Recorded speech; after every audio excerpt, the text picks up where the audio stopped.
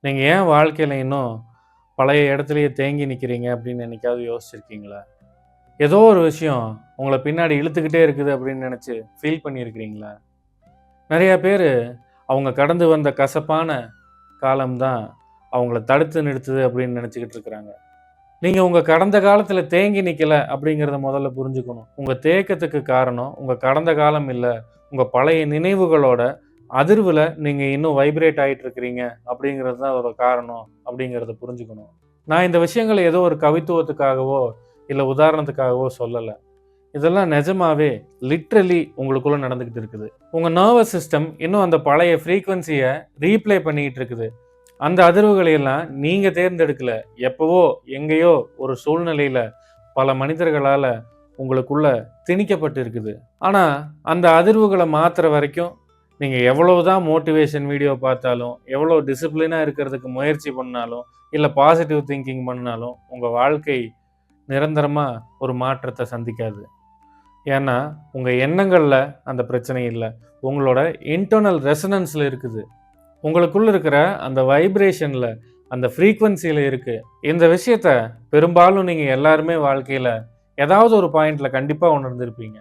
ரொம்ப சின்சியரா ஒரு விஷயத்த ஆரம்பிப்பீங்க. ஆனா, கொஞ்ச நாள்லயே அந்த பழைய பேட்டர்ன்ஸ் மறுபடியும் வந்துரும். ஏதோ ஒண்ணு உங்களுக்கு தெரியாமலே உங்கள பின்னாடி இழுத்துக்கிட்டு இருக்கும். ஒரே விஷயத்த பத்தி திரும்ப திரும்ப யோசிக்கிற அந்த ஓவர் திங்கிங் லூப்ஸ், திடீர்னு வர கோவம், ஒரு அழுக, இல்ல திடீர்னு ஒரு எனர்ஜி இல்லாம டவுன் ஆகுற ஒரு ஃபீல்.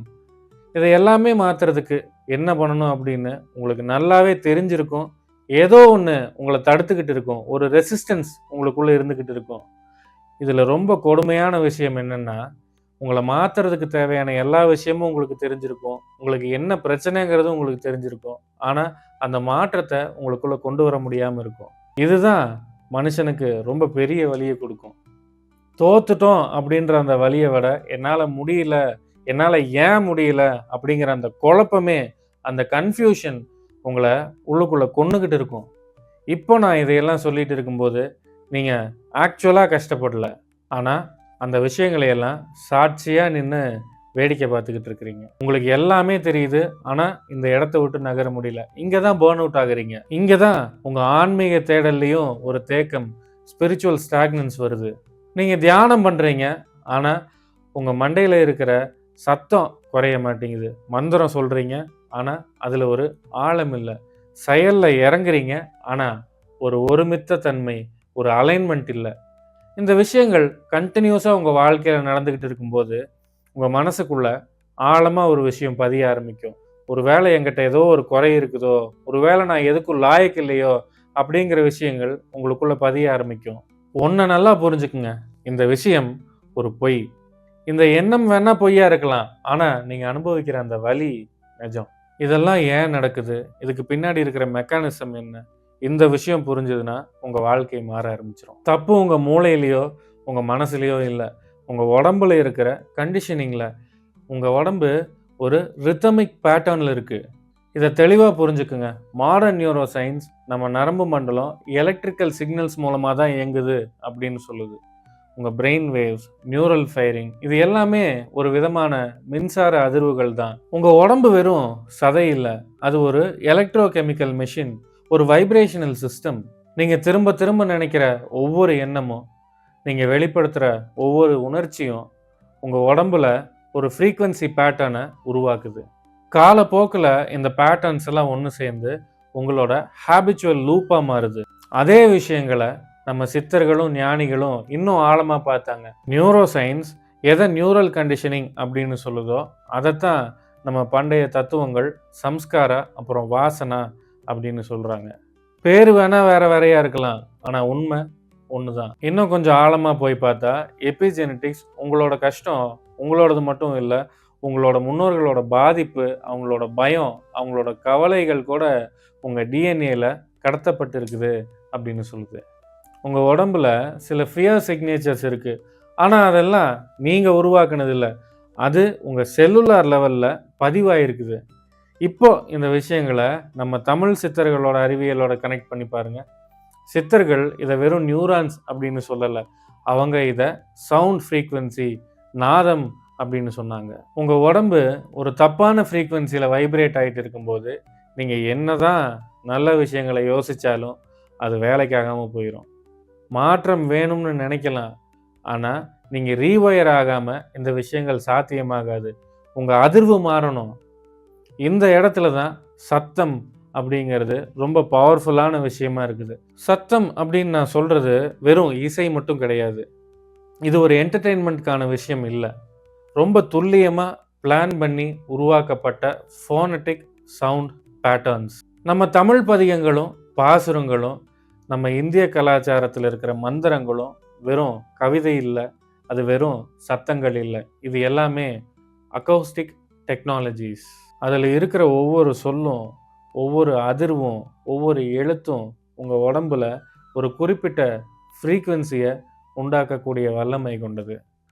இதை நீங்கள் முறையாக உச்சரிக்கும் போது இது வெறும் காது வழியாக உங்களுக்குள்ளே போகிறது இல்லை, அது உங்களோட இன்டர்னல் ஸ்டேட்டையே மாற்றி அமைக்குது. இந்த விஷயங்களை ஒரு குட்டி கதையோடு தெரிஞ்சுக்கலாம். ஒருத்தர் இருந்தார், ரொம்ப வருஷமாக தியானம் பண்ணுறவர், வேதாந்தத்தை கரைச்சி குடித்தவர், அத்வைதம் பற்றி பேசினா மணிக்கணக்காக பேசுவார். ஆனால் அவரோட சொந்த வாழ்க்கை ரொம்ப மோசமாக இருந்துச்சு. எதுக்கு எடுத்தாலும் உணர்ச்சி வசப்படுறது, மனசில் ஒரு அமைதி இல்லாமல் இருக்கிறது. ஒரு சில தடவை எனர்ஜெட்டிக்காக இருப்பார், ஆனால் பெரும்பாலும் டவுனாகவே இருப்பார். அவர் வாழ்க்கை பெரும்பாலும் இந்த மாதிரியான ஒரு பேட்டர்னில் தான் இருந்துச்சு. அறிவு ரீதியாக அவர்கிட்ட எல்லாமே இருந்துச்சு, ஆனால் அனுபவம் ஜீரோ. ஒரு நாள் அவர் ஒரு குறிப்பிட்ட தமிழ் பதிகத்தை படிக்க ஆரம்பித்தார், உச்சரிக்க ஆரம்பித்தார். ஆரம்பத்தில் ஒன்றுமே நடக்கலை, ஆனால் மெதுவாக ஏதோ ஒன்று அவருக்குள்ள மாற ஆரம்பிச்சது. அவரோட எண்ணங்களில் மட்டும் இல்லை, அவரோட உடம்புலையும் அகநிலையிலையும் மாற்றம் ஏற்பட்டுச்சு. அவரோட நெஞ்சு பகுதியில் ஒரு மெல்லிசான அதிர்வை ஃபீல் பண்ண ஆரம்பித்தார். அது கொஞ்சம் கொஞ்சமாக நெஞ்சு பகுதி, வயிறு, தலை முதல் கால் வரை கொஞ்சம் கொஞ்சமாக அது ஸ்ப்ரெட் ஆக ஆரம்பிச்சுது. சில நாட்களில் அந்த மாற்றம் ரொம்ப பெருசாக தெரிஞ்சுது. அவர் மற்றவங்க கிட்ட ரியாக்ட் பண்ணுற விதம் மாறுச்சு, கிளாரிட்டி அதிகமாச்சு. அவருக்குள்ளே இருந்த அந்த போராட்டமான மனநிலை மாற ஆரம்பிச்சுது. அவரோட அறிவு மாறலை, அவரோட அறிவுக்கான அதிர்வு மாறிச்சு. இது தமிழ் பதிகம் பாடுனா மட்டும்தான் நடக்கும் அப்படிங்கிறது இல்லை. முறையான மந்திரம், மூச்சு, தியானம், இது மாதிரியான எல்லா பயிற்சிகளும் உங்களுக்குள்ள சீரான மாற்றத்தை ஏற்படுத்தும். ரீவயரிங் த பீயிங் வகுப்புகளில் சொல்லித்தர பயிற்சிகளை நீங்கள் முறையாக கற்றுக்கிட்டு சரியாக தொடர்ச்சியாக ப்ராக்டிஸ் பண்ண ஆரம்பிச்சிங்கன்னா உங்கள் வாழ்க்கையில் மாற்றம் ஏற்படுறத நீங்களே கவனிப்பீங்க. இப்போ ஒரு நிமிஷம் உங்களை நீங்களே அமைதியாக கவனிங்க. உங்கள் சுவாசத்தை கவனிங்க. உங்கள் உடம்புல இருக்கிற அந்த மெல்லிசான இறுக்கத்தை கவனிங்க. மைண்டில் ஓடிக்கிட்டு இருக்கிற அந்த பேக்ரவுண்டில் இருக்கிற சத்தத்தை கவனிங்க. இது எதுவுமே ஏனோ தானோன்னு நடக்கிற விஷயம் இல்லை. உங்களுக்குள்ள ஒரு பேட்டர்ன் லூப் ஓடிக்கிட்டு இருக்குது. உங்கள் சிஸ்டம் எப்போவுமே தனக்கு பழக்கப்பட்ட ஒரு நிலையவே மெயின்டைன் பண்ணுறதுக்கு ட்ரை பண்ணும். அது கஷ்டமான விஷயமா இருந்தாலும் பரவாயில்ல. ஆனால் ஒரு புது விஷயத்துக்கு போகிறத விட ஏற்கனவே பழகின விஷயங்களை அது திரும்ப திரும்ப உங்களுக்குள்ளேயே ஓட்டிக்கிட்டு உங்களோட கம்ஃபர்ட் ஜோனுக்குள்ளே ஒரு வட்டத்தை வரைஞ்சி அந்த வட்டத்துக்குள்ளேயே உங்களை வச்சுக்கிட்டு இருக்குது. அது எதுக்கு பழகி இருக்குதோ அதைத்தான் அது திரும்பவும் மெயின்டைன் பண்ணுறதுக்கும் திரும்பவும் உருவாக்குறதுக்கும் ட்ரை பண்ணும். ஏன்னா நம்ம நர்வஸ் சிஸ்டம் எதுக்கு பழக்கப்பட்டு இருக்குதோ, எதுக்கு ஃபெமிலியராக இருக்குதோ, எப்போ கம்ஃபர்ட் ஜோனில் இருக்குதோ அப்போது அது பாதுகாப்பாக இருக்கிறதா உணரும். இந்த நிலையில் உங்கள் சப்கான்ஷியஸ் மைண்ட் உங்களை ஜெயிக்க வைக்க முயற்சி பண்ணிக்கிட்டு இருக்காது. உங்களை ஒரு ஃபெமிலியரான ஒரு ப்ரெடிக்டபிளான பேட்டர்ன்லேயே வச்சுக்கிட்டு இருக்கிறதுக்கு தான் முயற்சி பண்ணும். அதனால தான் அது எப்போவுமே ஒரே மாதிரியான அதிர்வை திரும்ப திரும்ப உருவாக்குது.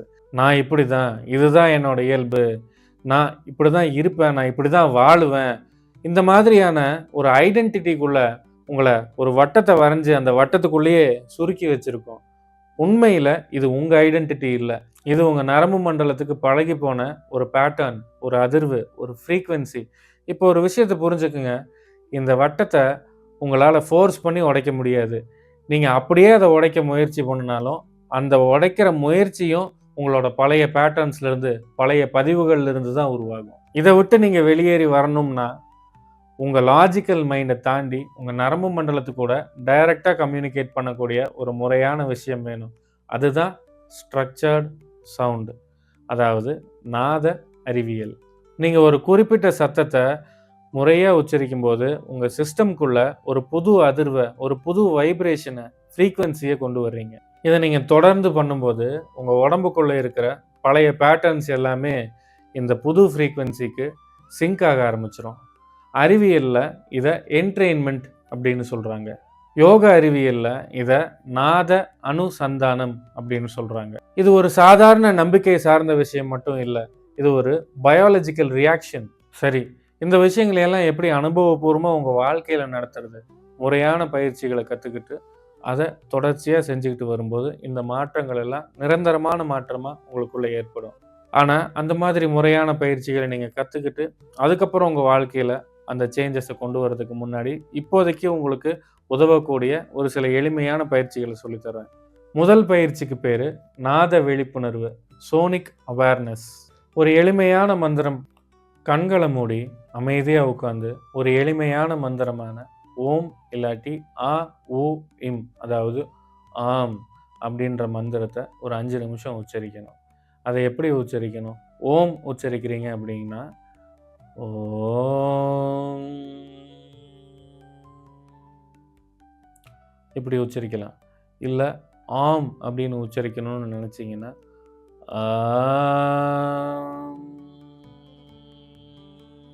நீங்கள் இந்த மந்திரத்தை இப்படி ஒரு 5 நிமிஷம் தினமும் உச்சரிக்கும் போது வெளியில் கேட்குற சத்தத்தை விட உங்கள் உடம்புக்குள்ளே இருக்கிற அதிர்வு உங்களுக்கு நல்லா தெரிய ஆரம்பிக்கும். அந்த அதிர்வை கவனிக்க ஆரம்பிங்க.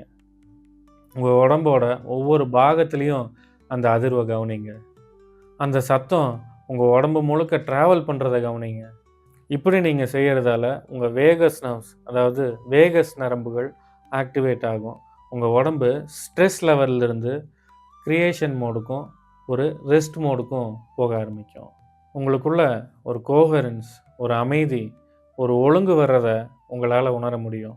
ஒவ்வொரு சத்சங்கத்திலையும் நான் சொல்லி தந்துட்டு வர்ற இந்த மாதிரி எளிமையான பயிற்சிகளெல்லாம் உங்கள் வாழ்க்கையில் ஒரு டெம்பரரியான மாற்றத்தை ஏற்படுத்துறதுக்கு உதவும். முழுமையான மாற்றம், நிரந்தரமான மாற்றம் வேணும்னா ஒரு முறையான சிஸ்டம் வேணும். நீங்கள் ஒரு முறையான பயிற்சியை கற்றுக்கிட்டு அதை ரெகுலராக பயிற்சி பண்ணிக்கிட்டு வரணும். இந்த மாதிரி பயிற்சிகளை நம்ம ரீவைரிங் த பீயிங் வகுப்புகளில் நான் சொல்லி தந்துக்கிட்டு இருக்கேன். எதுக்காக முறையான பயிற்சி வேணும் அப்படின்னு சொல்கிறேன்னா, இந்த மாதிரி கண்டிஷனிங் எல்லாம் உங்களுக்குள்ள ரொம்ப ஆழமாக இருக்குது. அது பல லேயர்களில் இருக்குது.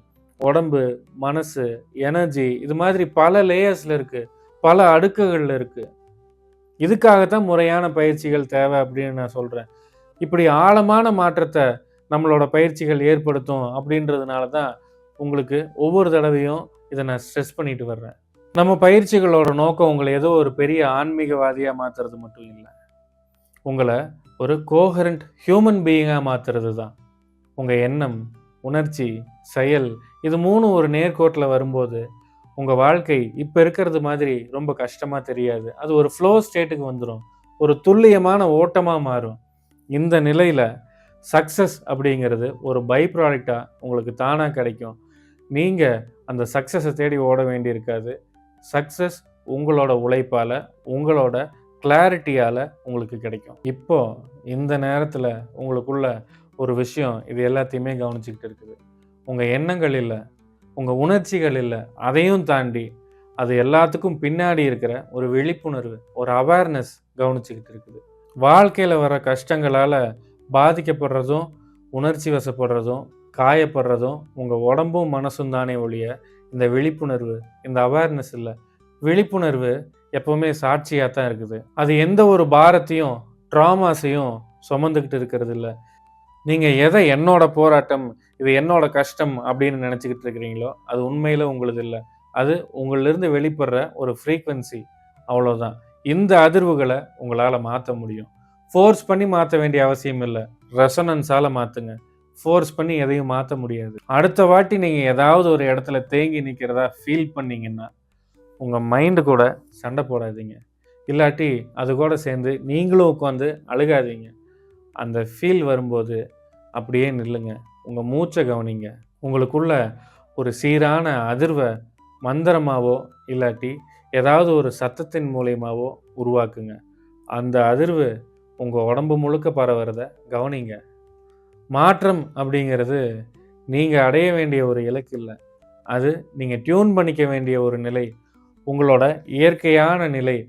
அது உங்களுக்குள்ளேயே தான் இருக்குது. வெளியே எங்கேயோ தேடி போக வேண்டிய அவசியம் இல்ல.